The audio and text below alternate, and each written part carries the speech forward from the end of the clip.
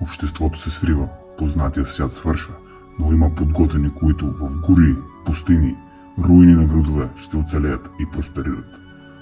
Но докато лагери на огън весело пащи, в сенките се е стигал тих и смъртоносен убиец. Паразитите. Сега ще разгледаме някои от тези гадини, които могат да стъжат живота на един подготвящ се. Обща паразитология. Паразитите са група от различни видове организми, обединяващи ги една идея – да се хранят от нас, техните гостоприемници. В това си деяние са развили сложни цикли на паразитиране през много и различни гостоприемници, като по този си път ги отслабват и убиват. Фасциолоза. Загнезди се в черния дроб. Този паразит със сложния си цикъл на развитие поразява животните и нас, подготвящите се. Особено ако оцеляваме около блатисти места, пълни с блатни охлювчета. Те се разхождат по тревите, билките, заразяващи ги с преходни форми на фасциолата. Поразява черния ни дроб, води до жълтеница, отоци, обща отпадналост. Още един товар на раменете ни. Тъй, ако имате приятел, който тъвче треви, покажете му този красавец. Хидритоза. Поларна форма на кучешката теня. Този грозен червей ни напада чрез най-добрия ни приятел, кучето. Възрастният червей живее в нашия любимец и той чрез акото си замърсява себе си средата с яйца на кучешка теня. Те попадат в нас, загнездат се в нашите вътрешни органи и мозък създават така наречените ехинококови мехури, които действат като тумори и разрушават органа, в който се намират. Симптомите са според засегнатия орган, пневмония, чернодробни проблеми и други. Лечение няма, само хирургично. Тъй като галим нашия най-добър приятел, нека след това да си измием ръцете, дори и при апокалипсис. Трихинелоза.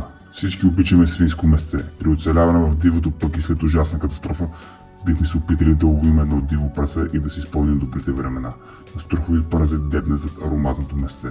Трихинелоза спиралис. Ларвна форма на този червей се загнезда в мускулите на свинете и при попадане в човека води до отоци, специфично около клепачите, гадене, висока температура, преминава в хронична форма и причинява мускулни болки, особено около дъвкателните мускули. Може да се избавим от трихинелите при термична обработка на месото на 70-80 градуса, най-добре да се свари 20 минути или да се замързи за 20 дни при минус 20 градуса. Сушение и осоляване не ги убиват, тъй че сушаването на месо от диво прасе може да доведе до лош край. Кърличи. Във високите треви се скатайва друга гадина – кърлежите. Те не само че смучат кръвта ни, но и носят ужасни болести. Една от тях е лаймската болест, която ни усъкътява за цял живот. След привидно безопасно хапване, ако място се зачерви и започне да прилича на око, спукана ни е работата, ако нямаме антибиотик. Затова винаги високи обувки и дълги панталони, дори след летните чеги. Безопасността на първо място. Краста. Всички сме гледали филма Мумията. Как скарабеите ползват под кожата на героите. Природата се е погрижила да създаде истински аналог на тази измислица, а именно красните кърличи. Малките гадинги живеят в кожата ни, хапват с нашите яйца и се излутват още кърлещчета. Причиняват сърбеж, обриви, разраняване на кожата, водещи до пропоставка за проникване на инфекции. Още един бич в иначе екстремната ситуация, в която се намираме. Ако нямате медикаменти, обработете мястото с обработено моторно масло, нанесено по по-поразената кожа. Ще ви помогне. Описторхоза. Вкусните рибки също не са свободни от паразити, които заразяват и нас хората.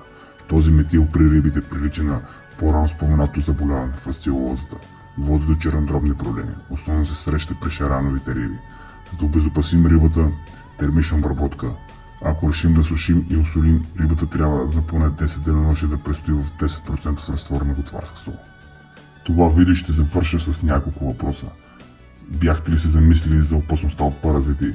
Имате ли противопаразитни медикаменти в аптечката си? Това от мен. Да сте живи и здрави и винаги подготвени.